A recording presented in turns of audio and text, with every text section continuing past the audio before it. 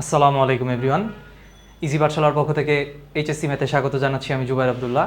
আমরা আজকে করব ফার্স্ট পেপারের 7 নম্বর অধ্যায়। তো চলো শুরু করা যাক। দেখো এখানে কি বলতেছে, আমরা আজকে একদম অনুশীলনী প্রথম কয়েকটা ম্যাথ করব, যে এই যে 1 2 3 এই তিনটা ম্যাথ আমরা আজকে দেখব। এই এই বইটা হচ্ছে অক্ষরপত্র প্রকাশনীর বইটা। সো এই বইটা আমরা ফলো করতেছি আপাতত। সো তোমরা যে কোনো বই ইউজ করতে পারো, কোনো প্রবলেম নাই সেক্ষেত্রে। এখানে দেখো মান নির্ণয় করতে বলছে হচ্ছে সেক 3630 3630 তারপরে কট -1575, আর হচ্ছে এই পাশে হচ্ছে রেডিয়ানে আরেকটা কোণ দেওয়া আছে, মানে পাই দিয়ে দেওয়া আছে। সো আমরা একটা একটা করে দেখি। ফার্স্টে 3630 এটা কিভাবে নির্ণয় করব দেখো। আমরা কিন্তু আগে দেখছিলাম এই যে এই জিনিসটা। ফার্স্টে দেখো সেক 3630, এখানে এই আমরা কিভাবে ভাঙতে পারি এই জিনিসটা চেষ্টা করব। দেখো 3630কে কিভাবে লেখা যায়, অনেকটা এই যে মানে এই জিনিসটা ক্যালকুলেশন, যে এই যে 40 × 90 + 30 এটা কিভাবে আনবো। আচ্ছা 3630 থেকে তুমি হচ্ছে গিয়া মানে 3630কে দেখো, তুমি যদি ইয়াতে ভাগ দাও 90 দ্বারা ভাগ করো, দেখো কত আসে। একটু দাঁড়াও, 3630 দেখো 30 / 90, এই দেখো 40.333। তার মানে আমি একটা জিনিস ক্লিয়ার, যে আচ্ছা 40 বার পূর্ণসাংখ্যিকভাবে ভাগ যাবে এই 90 দ্বারা ভাগ করলে। তাহলে 40 বার যাবে, তারপরে প্লাস সামথিং থাকবে। তাহলে আমি একটু চেষ্টা করি 40কে 90 দ্বারা গুণ করি, দেখি কত আসে। তাহলে এই দেখো 40কে 90 দ্বারা গুণ করলে, সরি 90, এই দেখো 3600 আসতেছে। 40কে যদি 90 দ্বারা গুণ করি কত আসছে, 3600। আমার তাহলে আর কত থাকে, 30 ডিগ্রি বাকি থাকে। তাহলে 40 × 90 + 30, এইভাবে কিন্তু আমি লিখে দিতে পারি জিনিসটাকে। তাহলে দেখো এখন 40 বার ঘুরবে, মানে 90 ডিগ্রি করে। এই যে আমি জিনিসটা এখানে একে দেখাই একটু। ব্যাপারটা এরকম যে এরকম একবার গেলে 90, আরও একটা 90, আরও একটা 90, এরকম করে 40 বার ঘুরবে এই জিনিস, এই কোণটা। তার সাথে আরও কত, 30 ডিগ্রি। তাহলে ব্যাপারটা কী হবে দেখো তো। এখানে 40 বার ঘুরে আমি হিসাব করবো কেমনে, কারণ আমাকে তো বের করতে হবে যে ওই যে কোন কোয়াড্রেন্টে কোনটা পড়তেছে, কোন মানে কোন চতুর্ভাগে কোনটা পড়তেছে, সেটা কিন্তু আমাকে হিসাব করতে হবে। তাহলে দেখো এই 40 বার তো আমি এখন বারবার এমনি এমনি গুনবো 1 2 3 4, এটা তো অনেক মানে লেন্দি একটা প্রসেস। 40 কেন, আরও বড় সংখ্যা হইতে পারতো, সেই ক্ষেত্রে কিন্তু আমার অনেক বেশি বার গোনা লাগবে এবং গুনতে অনেক কষ্ট হবে। তা আমরা কীভাবে শর্টকাটে জিনিসটা করব দেখো। 1 2 3 4, 4 বারে কিন্তু এই জায়গায় আসতেছে। তাহলে 4 10 এরকম করে 10টা ঘুরে দিলে, মানে 10 বারও কিন্তু এইখানেই এসে পড়বে। 4 10 কত হয়ে গেল, 40 বার হয়ে গেছে। মানে দেখো এই যে 1 2 3 4 এখানে আসছে। এইরকম এই যে এটারে একটা ঘুরে ধরলাম, এই টোটালটাকে একটা ধরলে তাহলে কি বলতে পারি, এটা এই 4টা সমান হচ্ছে, এই যে এই 4টা সমান 1 ঘুরে নিই। তাহলে দেখো এই যে এক ঘুরে নিতে আমার কত 4, মানে 4টা 90 শেষ হয়ে গেছে। তো এরকম আমরা যদি 10 বার ঘুরি, টোটাল এরকম 10 বার ঘুরি, তাহলে কিন্তু 4 10 কত হয়ে গেল, 40 বার আমার কমপ্লিট হচ্ছে, এবং 40 বারও কোথায় পড়তেছে, এইখানেই পড়তেছে, মানে এই কোয়াড্রেন্টের এই যে এক্স অ্যাক্সিসের পজিটিভ উপরে, পজিটিভ অ্যাক্সিসের উপরে। তাইলে এইটা হচ্ছে এই কত এখানে পড়তেছে এই কোণটা, তারপরে কত আরও 30 ডিগ্রি যোগ হবে। তাহলে আরও 30 ডিগ্রি মানে কি, এই ফার্স্ট চতুর্ভাগে হচ্ছে আমার কোণটা পড়বে। ঠিক আছে, তাহলে প্রথম চতুর্ভাগে আমরা কি জানি, অল প্লাস। আমরা কিন্তু আগের ক্লাসে এটা দেখে আসছি যে এখানে কিন্তু অল প্লাস। ঠিক আছে, অল প্লাস থাকে এখানে। তাহলে যেহেতু অল প্লাস, তার মানে কি অবশ্যই সেকের মানটা কি হবে, প্লাস হবে। এবং আমি আরেকটা জিনিস দেখতে বলছিলাম, সেটা হচ্ছে এই 90 ডিগ্রির সাথে যে গুণিতকটা আছে সেটা কি জোড় না বিজোড়। এখানে দেখো জোড় আছে, তার মানে কি সেক কিন্তু চেঞ্জ হবে না, সেকই থেকে যাবে। যদি বিজোড় হইতো তাহলে কি হয়ে যেত, সেক কিন্তু কি হয়ে যেত আমাদের, অবশ্যই সেক থেকে কোসেক হয়ে যেত। আচ্ছা, কারণ আমরা জানি সাইন থাকলে কজ, কজ থাকলে সাইন, সেক থাকলে কোসেক, কোসেক থাকলে সেক, টেন থাকলে কট, কট থাকলে টেন হয়ে যায়। এবং সেটা কোন ক্ষেত্রে, যদি 90-এর যে গুণিতকটা সেটা যদি বিজোড় হয়, জোড় থাকলে কোনো চেঞ্জ হবে না। তাহলে যেহেতু জোড় গুণিতক আছে, চেঞ্জ নাই। তাহলে সেকই থাকতেছে, এবং সেকের মানও কি পজিটিভ, কারণ এই যে ফার্স্ট কোয়াড্রেন্টে। তাহলে দেখো sec 30 = কি লিখতে পারি আমরা, মানে এই যে সেক, তাহলে সূক্ষ্ম কোণটা নিয়ে নিব, সেক কত, sec 30 আছে। তাহলে sec 30, তাহলে sec 30 এর ভ্যালু কত আমরা জানি, 2/√3। আচ্ছা, এরপরে ম্যাথটা আসি। দেখো 2 নম্বরে কি বলছে, cot -1575। আচ্ছা, এখানে মাইনাস আছে একটা। সো দেখো আমি কিন্তু বলছি যে কজ এবং এই যে এই জিনিসটা, আচ্ছা আমি একটু দেখাই দিই। তাহলে ধরো আমরা যদি ক্লকওয়াইজ ঘুরি, সরি এন্টি ক্লকওয়াইজ যাই, তাহলে কিন্তু কোণের মান কি হয়, পজিটিভ, আমরা জানি এটা। কিন্তু আমরা যদি এন্টি ক্লকওয়াইজ আসি, সরি ক্লকওয়াইজ আসি, তাহলে কিন্তু কোণের মান হয় নেগেটিভ। মানে ধর তুমি এদিক থেকে এইদিকে আসা শুরু করছো, মানে এদিক থেকে না, তুমি যে কোনো দিক থেকে যদি মানে ক্লকওয়াইজ ঘুরো, তাহলে কিন্তু কোণের মান হয় নেগেটিভ, থিটার মান হবে তখন নেগেটিভ থিটা। তাহলে এই যে ধরো এইদিকে আসছো তুমি, এখানে হয়ে গেল তাহলে কি মাইনাস থিটা, তাহলে এটা হচ্ছে মাইনাস থিটা। এখন আমি যদি ইয়া আঁকি, ত্রিভুজটা আঁকি, তাহলে দেখো এখানে হচ্ছে এটা হচ্ছে আমার আর অতিভুজটা, এটা তো এক্স এর ভ্যালু এবং এটা কি ওয়াইয়ের ভ্যালু। দেখো ওয়াইয়ের ভ্যালু কিন্তু নেগেটিভ কারণ নিচের দিকে আছে। তাইলে তুমি যদি এখানে ইয়ার মান নাও, কজের মান নাও, দেখো কজ নিলে কি হবে, ভূমি বাই অতিভুজ, তাহলে ভূমি পজিটিভ এক্স, মানে কজ নিলে কস থিটা,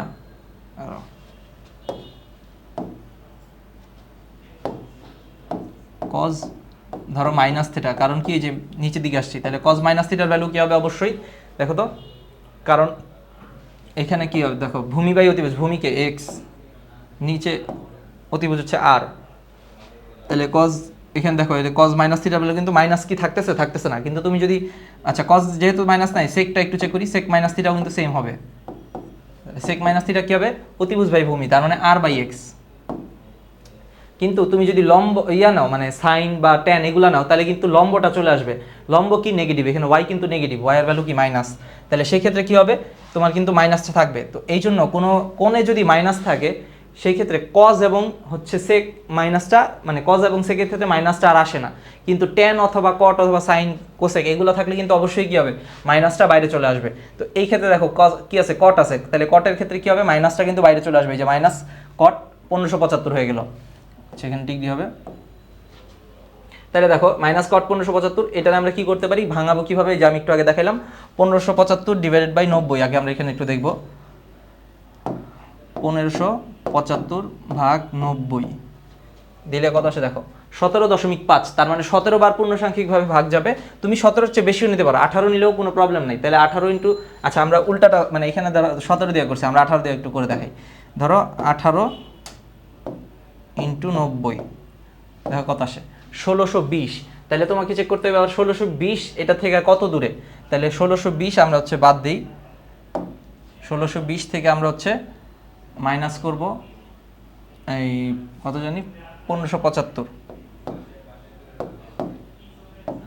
এই দেখো 45 ডিগ্রি। তুমি যে কোনোটাই করতে পারো, 18 দিয়ে করেও মানে সামনেও নিয়ে পরে বিয়োগ করে দিবা, সেটাও হবে, কোনো সমস্যা নেই, আর যদি কম নাও তাহলে যোগ করে দিতে হবে। আচ্ছা আমরা আপাতত যেটা করছিলাম যে 17 বার গেলে দেখো কত যায়, 17 বার যদি যাইতো আমরা ওটা দিয়ে করে ফেলি 17 ইন্টু 90, তাহলে দেখো 1530 আসতেছে, তাহলে 1530 প্লাস আরও কত লাগে দেখো 1575 হইতে আরও কিন্তু 45 ডিগ্রি লাগবে, তাহলে 17 ইন্টু 90 প্লাস কত 45 দিলেই কিন্তু মিলে যাচ্ছে। তুমি যদি 18 নিতা তাহলে 18 ইন্টু 90 মাইনাস 45 দিলে হয়ে যেত জিনিসটা। তাহলে দেখো এখন এই যে 90 এটার গণিতক কি বিজোড়, তাহলে আমি কি বলছি বিজোড় থাকলেই কি মানে চেক করতে হবে, কট থাকলে ট্যান হয়ে যাবে, ট্যান থাকলে কট, মানে চেঞ্জ হয়ে যাবে আর কি। তাহলে যে কট ছিল কট কি হয়ে যাবে ট্যান। এখন এটা কোন কোয়াড্রেন্টে এটা আমরা চেক করবো, এবার কোন কোয়াড্রেন্টে এটা আমাদের হিসাব করতে হবে। দেখো এই যে 17 বার ঘুরতেছে 90 মানে 90 ডিগ্রি করে 17 বার, তার মানে এই যে 1 বার 2 বার 3 বার 4 বার, 4 বারে তো এখানে এরকম যদি আরও 4 বার ঘুরে আসে টোটাল, তাহলে কত হয়ে গেল 16, তারপরে কি আরেকবার যাবে তাহলে এইখানে গেলে 17, তাহলে এইখানে কিন্তু 17 পড়তেছে, তারপরে কি আছে প্লাস 45, তাহলে প্লাস হইলে তো এইদিকে অ্যান্টি ক্লকওয়াইজ, তাহলে প্লাস 45 কিন্তু এই যে সেকেন্ড কোয়াড্রেন্টে পড়তেছে, তোমার কিন্তু এইখানে পড়বে কোনটা আর কি, ঠিক আছে। তাইলে দেখো এই সেকেন্ড কোয়াড্রেন্টে কটের মান কি, কটের মানটা চেক করতে হবে, ট্যানের মান না, কটের মান কি, কটের মান কিন্তু সেকেন্ড কোয়াড্রেন্টে মাইনাস, এখানে শুধু কি সাইন এবং কোসেক শুধু প্লাস হয়, তাহলে আমরা এইখানে কি করব, তাহলে মাইনাস 1045 হয়ে যাবে। কেন এই যে 10 কেন হয়েছে, কারণ এই যে বিজোড় গুণিতক ছিল, তাহলে কট থেকে 10 হয়েছে, এবং মাইনাস কেন আসতেছে আরেকটা, এই যে যেহেতু সেকেন্ড কোয়াড্রেন্টে কটের মান হচ্ছে মাইনাস হয়, তাহলে এই যে মাইনাস 1045, আর এই যে এই মাইনাসটা কিন্তু আগে আমরা বের করে দিয়েছিলাম, এই মাইনাসটা কিন্তু অলরেডি বাইরে আছে, তাহলে এই মাইনাসে মাইনাসে কি হয়ে যাবে প্লাস 1045, এবং 1045 এর মান কত আমরা জানি 1। সো আশা করি এই পর্যন্ত বুঝতে পারছো। এবার 3 নম্বর ম্যাথটা আমরা দেখি, দেখো cos 5π/2 মাইনাস 19π/3 এটার মান আমাকে বের করতে বলছে। আচ্ছা এই ম্যাথটার ক্ষেত্রে এখানে দেখো এই 5 আমরা এটা তো আমরা সবাই জানি যে π/2 মানে কিন্তু 90 ডিগ্রি, এটা তো সবাই জানি, তারপর আমি একটু লিখে দিচ্ছি π/2 হচ্ছে 90 ডিগ্রি,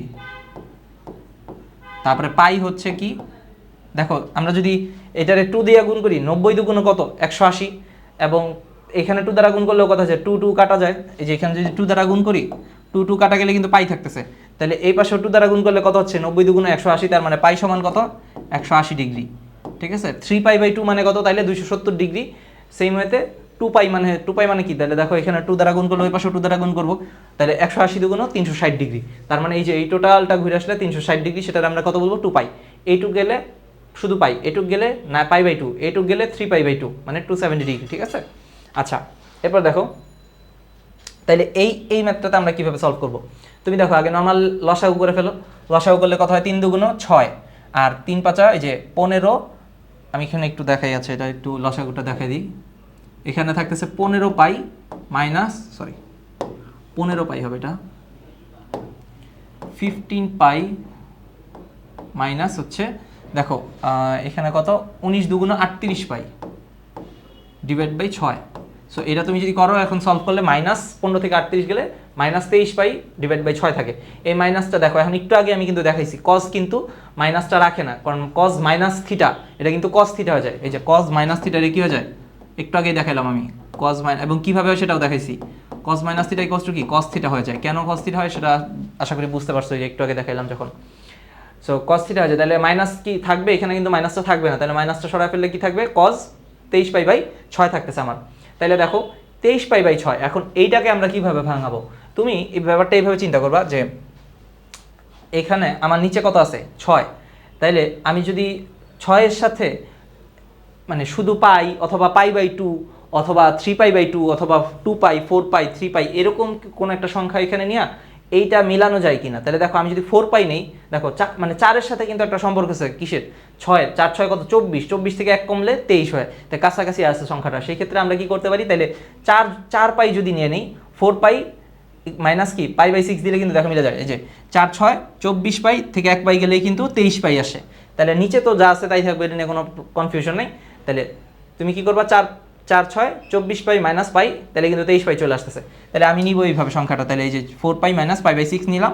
তাহলে দেখো এখন এটা কি এই যে 4 পাই, এটা তো অবশ্যই দেখো তুমি যদি পাই/2 হিসাব করো, পাই/2 মানে 90 ডিগ্রি। তাহলে আমি কি বলছিলাম 90 এর জোড় গুণিতক থাকতে হবে। তাহলে পাই/2 তুমি যদি এটা পাই/2 বানাও, দেখো কি হয় 4 পাই ছিল তাই না, এটা আমি পাই/2 বানাতে যাচ্ছি, এনে নিচে একটা 2 ভাগ দিয়ে দিছি। তাহলে উপরে কি করতে হবে, একটা 2 গুণ দিতে হবে। অলরেডি কি ছিল 4 ছিল আগে একটা, আরও একটা 2 গুণ দিলাম। তাহলে 2 গুণ দিলে দেখো 4 দুগুণে কত হয় 8, তাহলে 8 পাই/2।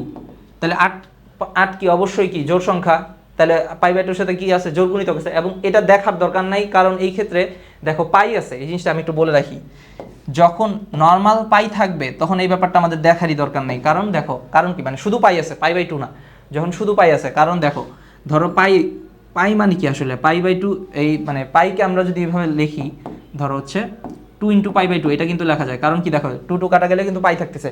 তাহলে দেখো মানে খালি পাই আছে যখন, তখন পাই/2 এর আসলে জোড় গুণিতকই থাকতেছে, এই যে 2 মানে তো জোড় গুণিতক। তাইলে দেখো এই যে শুধু পাই থাকা মানে এটা অলরেডি একটা জোড় গুণিতক। কারণ কি এই যে আমি যদি পাই/2 আকারে নিয়ে আসি, এখানে কিন্তু একটা 2 গুণ হবে, এবং 2 মানে কি 2 হচ্ছে জোড় সংখ্যা, এবং যে কোনো সংখ্যার সাথে 2 গুণ দিলে কিন্তু জোড় সংখ্যা চলে আসে। তাহলে অবশ্যই কি হবে, এটা একটা জোড় গুণিতক। মানে পাই থাকলে এটা আমি কি বুঝবো, শুধু পাই যদি থাকে সেক্ষেত্রে শুধু পাই বলতে শুধু পাইয়ের সাথে মনে করো 3 পাই 2 পাই 4 পাই যাই থাকুক না কেন, পাই আছে তার মানে এটা জোড় গুণিতক, এটাতে আমার আর কোনো কনফিউশন নাই। আচ্ছা তাইলে এবার দেখো ব্যাপারটা কি হচ্ছে, এখানে আমি এবার 4 পাই মাইনাস পাই/6 লিখতে পারি। তাহলে এটা অলরেডি জোড় গুণিতক, তার মানে কি হবে কজই থেকে যাবে, চেঞ্জ হবে না। জোড় গুণিতক থাকলে আমরা জানি কি চেঞ্জ হয় না। এবং পাই/6 আছে, তাহলে আমরা সূক্ষ্মকোণটা নিয়ে নিব। এবং কোন কোয়াড্রেন্টে এবার চেক করি আমরা 4 পাই, তাহলে 4 পাই মানে কি 1 পাই এখানে, 2 পাই এখানে, 3 পাই এখানে, 4 পাই এই জায়গায়, তারপরে মাইনাস পাই/6, তার মানে এই কোয়াড্রেন্টে। এবং এই কোয়াড্রেন্টে আমরা জানি কি কজের মান কিন্তু প্লাস, এই জায়গায় কিন্তু কজ এবং সেক কি হয় প্লাস, হ্যাঁ কজ এবং সেক হচ্ছে এই কোয়াড্রেন্টে প্লাস হয়। তার মানে কি কজ পাই/6 থাকতেছে, তারপর কজ পাই/6 এর মান কত √3/2, এই যেখানে কিন্তু প্লাস কজ পাই/6, কারণ কি যে ফোর্থ কোয়াড্রেন্টে কজের মান প্লাস। সো কজ পাই/6 এর মান কত আমরা জানি √3/2। সো এই পর্যন্ত কিন্তু আমাদের অ্যান্সার। সো আশা করি ম্যাথ 3টা বুঝতে পারছো। ইনশাল্লাহ আগামী পর্বে দেখা হবে আরও পরের ম্যাথগুলো নিয়ে। সো আজকে এই পর্যন্তই, আসসালামু আলাইকুম।